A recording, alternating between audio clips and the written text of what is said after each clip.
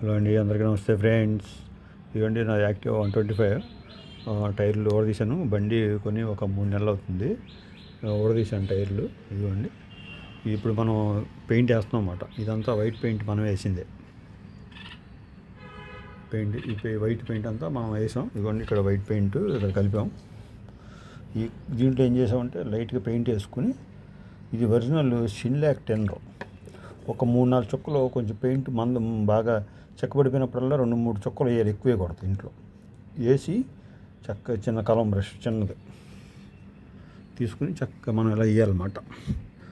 సింపుల్గా చక్కగా వచ్చేస్తుంది.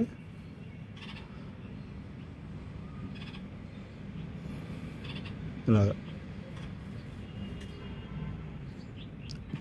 పెయింట్ చెక్కబడిపోయినప్పుడల్లా ఆ షిన్లాక్ టెన్నర్ అయితే బాగా పనిచేస్తుంది. రేట్ ఎక్కువ, అది లీటర్ వచ్చి 200 ఎంత ఉంటుంది. మనకి హాఫ్ లీటర్ టిన్ తీసుకుంటే హాఫ్ లీటర్ తీసుకుని ఏదో పని ఉండి, వేరే పని ఉండి, అదే సైకిల్ వేసాం కదా, సైకిల్ పెయింట్ వేసాం కదా, వేసినప్పుడు టెన్నర్ కావాల్సి వచ్చింది. ఆ టెన్నరే కలపాలి మనం వేసిన సైకిల్ పెయింట్కి.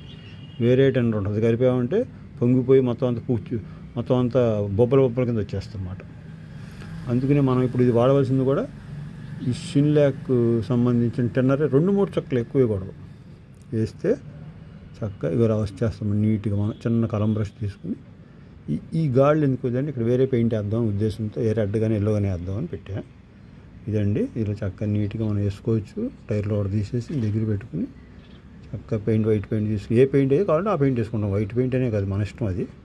కాకపోతే ఈ పెయింట్ చెక్కపడుతుంది. ఇప్పుడు కొంచెం చెక్కబడినప్పుడు మటుకు ఈ షిన్లాక్ ఈ టెన్నరే వాడాలి. అది కూడా 2-3 చుక్కలు వేయాలి, మరి పలచగా చేయకూడదు. Okay friends, thank you friend. Like చేయండి, షేర్ చేయండి, సబ్స్క్రైబ్ చేయండి ఫ్రెండ్. Thank you.